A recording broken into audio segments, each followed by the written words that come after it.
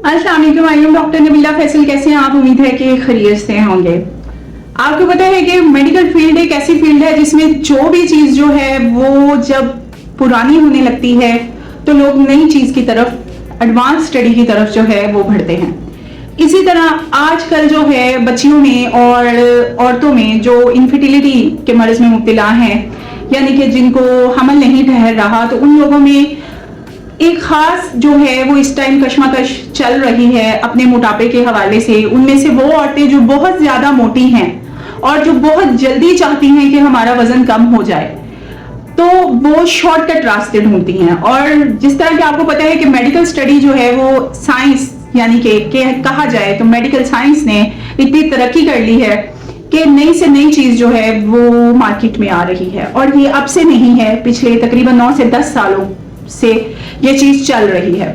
और मैं बात कर रही हूँ वजन कम करने वाले इंजेक्शंस के हवाले से, जिसके मुख्तलिफ नाम हैं, लाइक ओज़ेम्पिक, जो बेसिकली के सेमाग्लूटाइड हैं।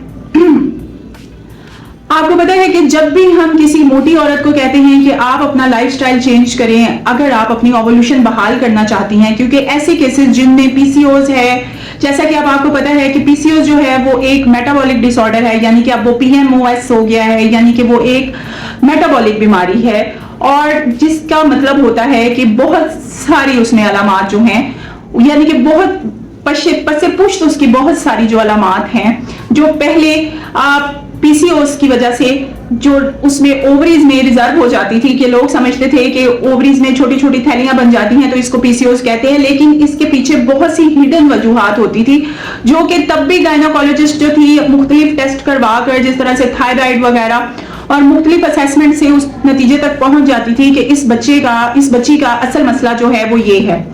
और अब हमारे लिए आसानी हो गई है कि हम लोगों को ये बता सकते हैं कि ये एक मेटाबॉलिक डिसऑर्डर है, और ये जैसा कि आपको पता है कि ये रिवर्स नहीं हो सकता, ये मेंटेन हो सकता है, यानी कि ये आप अपनी हेल्दी लाइफस्टाइल से इसको रिवर्स कर सकते हैं और इसको मेंटेन भी कर सकते हैं, लेकिन ये खत्म नहीं हो सकता मुकम्मल तौर पर। बात कर लेते हैं सेमाग्लूटाइड इंजेक्शंस की। बच्चियां आती हैं, कहती हैं डॉक्टर साहबा क्या हमें वजन कम करने वाले इंजेक्शन नहीं लग सकते? तो आज मैं बताऊंगी कि वजन कम करने वाले इंजेक्शन की इंडिकेशन किन औरतों में होती है। ऐसी औरतें जिनका बीएमआई 27 से ज्यादा है या 30 से ज्यादा है, यानी कि जिनका वजन जो है वो 95 से 100 या 120 या 130 तक है, और अपने कद के मुताबिक उनका वजन बहुत ज्यादा है, वो अरसा दराज से कोशिश कर रही हैं कि उनका वजन कम हो जाए, लेकिन इंसुलिन रेजिस्टेंस और पीसीओएस की वजह से उनका वजन कम नहीं हो पाता।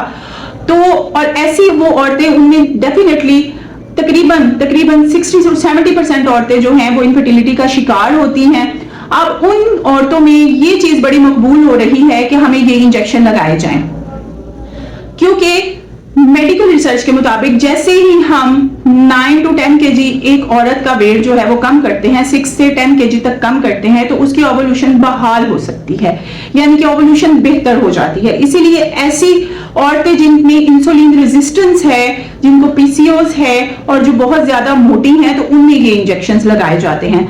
लेकिन ये वीडियो बनाने का मेरा मकसद ये है कि ये हर बच्ची, हर औरत को लगाना जरूरी नहीं है और ना ही उनको लगवाने चाहिए। सबसे पहला तरीका जो है वो लाइफ मॉडिफिकेशन का है, लेकिन अगर आपका वजन उससे ज्यादा है, यानी कि बहुत अरसे से आपका वजन कम नहीं हो रहा और वो एक ओवर रेंज से, यानी कि बीएमआई आपका तकरीबन 30 से ज्यादा हो गया है, तो फिर हम इसकी ट्राई करते हैं कि हम उसका वजन जो है इंजेक्शंस लगाकर कम करें। अब इस इंजेक्शंस की एहतियात क्या क्या होती है? जब भी आपको कोई गायनोकोलॉजिस्ट ये इंजेक्शन रिकमेंड करेगी, तो आपने इस इंजेक्शन के 2 महीने तक अपनी प्रेगनेंसी जो है वो प्लान नहीं करनी, यानी कि पहले आपने ये इंजेक्शंस लगवाने हैं विद लाइफस्टाइल मॉडिफिकेशन के साथ, अपना लाइफस्टाइल भी बेहतर करना है, यानी कि हेल्दी खाना, जल्दी सोना, उसके अलावा जो सप्लीमेंट्स आपको दिए गए हैं विद एक्सरसाइज, इन चीजों को भी लाजमी, ताकि आपको बहुत अच्छा उसका रिजल्ट्स मिले।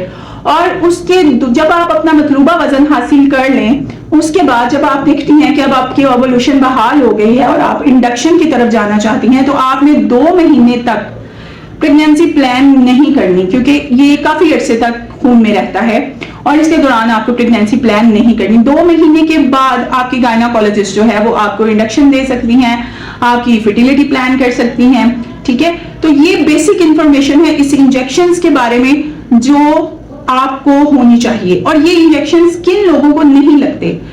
ऐसे लोग जिनको कोई जिगर का प्रॉब्लम है, जिनको किडनीज का प्रॉब्लम है, ऐसी औरतें जिनको थायराइड डिस्टर्बेंस है या कोई थायराइड कैंसर है, ऐसी औरतों को ये इंजेक्शन कॉन्ट्राइंडिकेटेड है, यानी कि ये इंजेक्शंस नहीं लगने चाहिए। ये वो बेसिक इंफॉर्मेशन है जो आपको होनी चाहिए इन इंजेक्शंस के हवाले से। और ये इंजेक्शन काम कैसे करते हैं? ये आपके खाने की जज़ब होने की जो प्रोसेस होता है उसको थोड़ा स्लो कर देते हैं। खाना जो है, आपको अपना स्टमक हैवी हैवी फील होता है, ठीक है। शुरू में इसके साइड इफेक्ट्स में मतली वगैरह, नौजिया वगैरह भी आता है। आपका जो है वो खाना देर से हजम होता है, आपको भूख कम लगती है। इसके अलावा जो है इंसुलिन आपकी जो है वो इंसुलिन की जो क्वांटिटी है वो बेहतर होना शुरू होती है, इंसुलिन रेजिस्टेंस कम होती है, जिसकी वजह से जो है आपकी चर्बी जो है, आपकी फैट जो है वो मेटाबोलाइज होना शुरू हो जाती है, यानी कि वो कट डाउन होना शुरू हो जाती है और आपका वजन कम होना शुरू हो जाता है। यानी कि एनी हाउ अगर आप विद लाइफस्टाइल जो है, विद लाइफस्टाइल चेंजेस के साथ इन इंजेक्शंस को इस्तेमाल करेंगे तो आपके लिए ये ज्यादा बेनिफिट होगा। लेकिन अगेन एक बात जो मैं कहना चाहूंगी, आपने इसको डॉक्टर की प्रिस्क्रिप्शन के मुताबिक इस्तेमाल करना है और बगैर किसी डॉक्टर के मशवरे के मुताबिक, यानी कि अगर आपको किसी डॉक्टर ने मशवरा नहीं दिया तो आपने इनको इस्तेमाल नहीं करना और किसी और की प्रिस्क्रिप्शन पे लिखे हुए इंजेक्शंस आपने अपने लिए इस्तेमाल नहीं करने। आई होप कि आपको मेरी वीडियोस पसंद आती हैं। अगर पसंद आती हैं तो चैनल को लाइक और सब्सक्राइब जरूर किया कीजिए। अल्लाह हाफिज।